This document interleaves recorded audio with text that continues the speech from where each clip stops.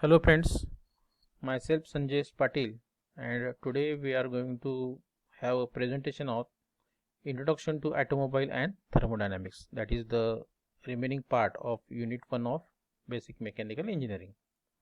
Now contents of this presentation are automobile definition, then classification of automobile, thermodynamics, and 4 laws of thermodynamics that we are going to see. Now let's start with automobiles. An automobile or automotive is a vehicle that is capable of propelling itself. So it has power by which it can move along the way. Since 17th century, several attempts have been made to design and construct a practically operative automobile. Today, automobiles play an unimaginable role in the social, economical, and industrial growth of any country. After the introduction of internal combustion engines, an automobile industry has seen a tremendous growth. So in our last presentation we have seen internal combustion, that is IC engines. Okay. Now let's see classification of automobiles, how automobiles are classified. First one is based on purpose. Under that, passenger vehicles, that means automobile that carry passengers, that is bus, passengers, trains, car, etc. Then goods vehicle, these are used for transportation of goods from one place to another, that is goods lorry, goods carrier. Okay. Second classification is based on capacity. Heavy motor vehicle, that means large and bulky motor vehicles such as large trucks, buses. Light motor vehicles, small motor vehicles, that is cars, jeeps, and medium vehicles, that means relatively medium sized vehicle, that means small trucks, mini buses. So that is based on capacity of the automobile. Third is based on fuel sources used to generate power. Under that, first, petrol engine vehicles, which uses petrol engine, like scooters, car, mopeds, motorcycles. Then diesel engine vehicles like trucks, buses, so they uses diesel engine.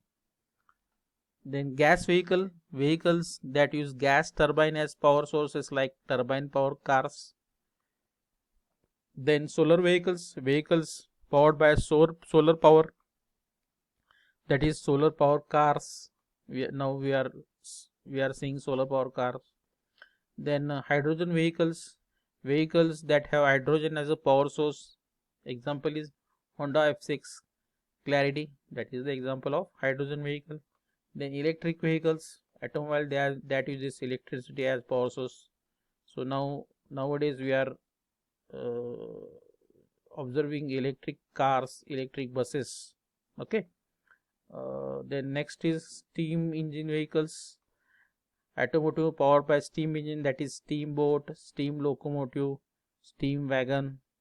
Then hybrid vehicle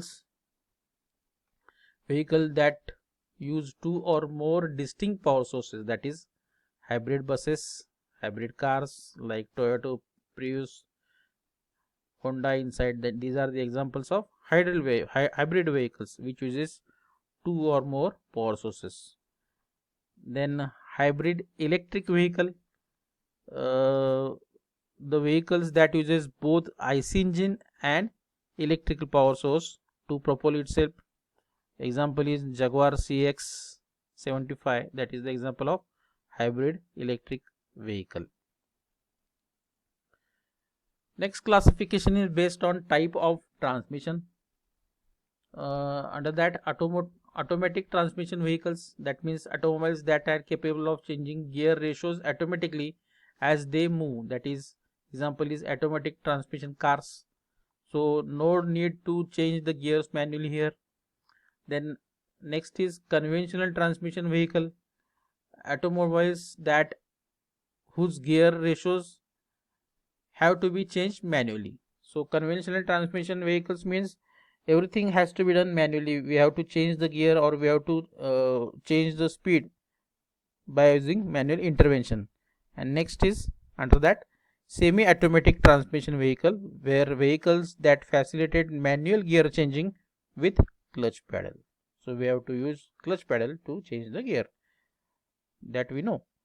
Then fifth classification is based on number of wheels: two-wheeler, three-wheeler, four-wheeler, six-wheelers. And last classification is based on the side of the drive, that is left hand drive automobile, vehicle in which steering wheel is fitted on the left hand side, that is automobiles found in USA and Russia. And another classification is right hand drive automobile, where vehicles in which steering wheel is fitted on the right hand side, that is automobiles found in India or Australia. So these are the various classifications of automobiles, 6 basic classification on which automobiles can be bifurcated. So this was about automobiles that was mentioned in the syllabus. Now let us see thermodynamics. Introduction to thermodynamics. Now thermodynamics can be defined as the study of energy transformation and its relation to matter. So actually in thermodynamics deal with heat, energy, work done. So these types of terms are used in thermodynamics. Okay, so now there are basic 4 laws of thermodynamics that we are going to see. First one is the 0th law of thermodynamics. It states that if two systems are in thermodynamic equilibrium with a third system, the two original systems are in thermal equilibrium with each other. So what is meant by thermal equilibrium? So the thermal equilibrium means when the temperature is when the temperature is same throughout the entire system, that we are going to see in next slide. So if the two systems are having same temperature, then that two system are called as they are in thermal equilibrium. So this law states that if two systems are in thermodynamic equilibrium with a third system, then the two original systems are in thermal equilibrium with each other. Example: if system A is in thermal equilibrium with system C, that means temperature of system A is same as that of temperature C, and if system B is also in thermal equilibrium with system C, that is temperature of system B is same as temperature of system C, then system A and system B are in thermal equilibrium with each other. Okay, so now let's see example. So this is the example of two systems, system A and system B. So system A is having temperature of around 10 degrees centigrade and system B is having temperature of 20 degrees centigrade, and these two systems are kept beside each other. So here what will happen, due to temperature difference there is a heat transfer takes place, that is heat is exchanged. Now from system B the heat will get passed to system A, that is obvious. Okay, so system B will lose heat and system A will gain heat. So ultimately after some time we will having such type of scenario where system A and system B will having temperature of 15 degrees centigrade. So we can say that system A and system B, these two systems are in thermal equilibrium, right?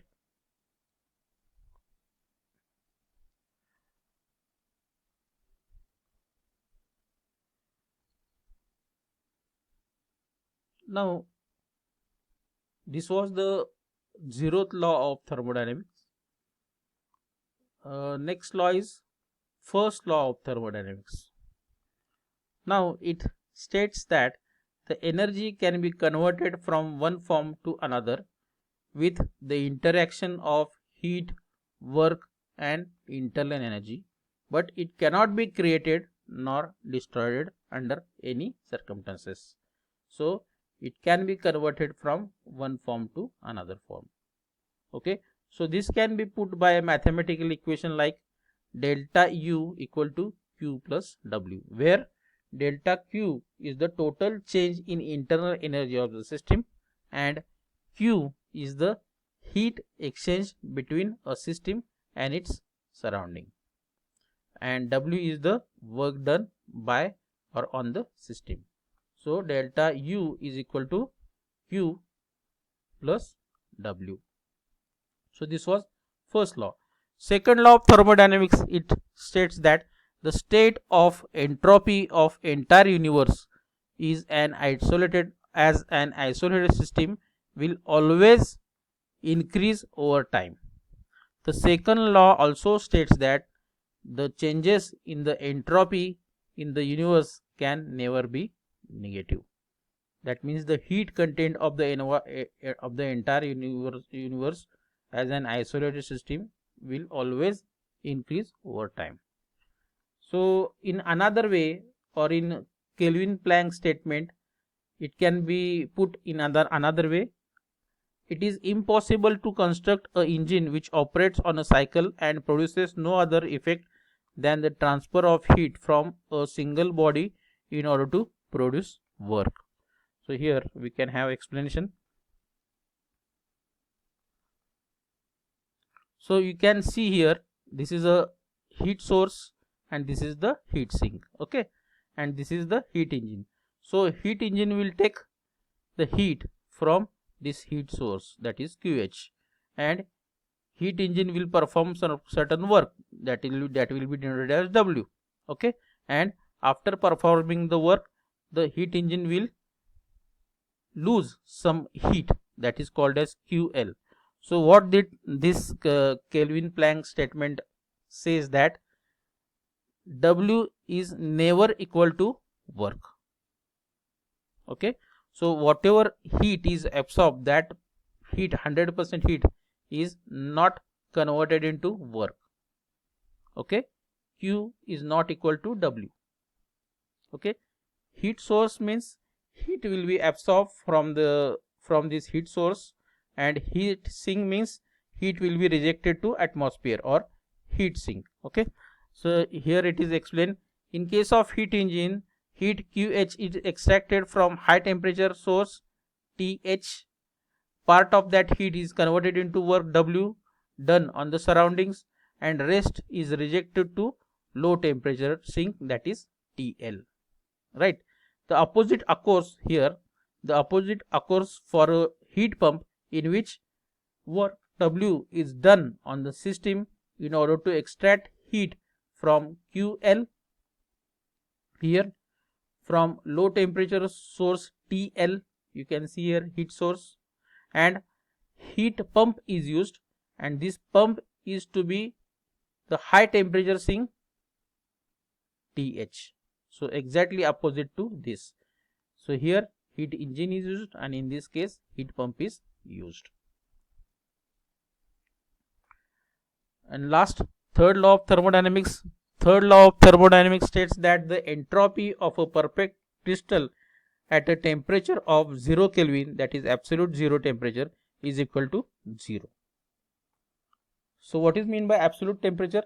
The coldest possible temperature, 0 on the Kelvin scale, and approximately minus 23 degree centigrade or minus 459 degree Fahrenheit. Here the total absence of heat is there, the temperature at which motion of all molecules will cease, that is called as absolute zero temperature. So the third law of thermodynamics states that the entropy of a perfect crystal at a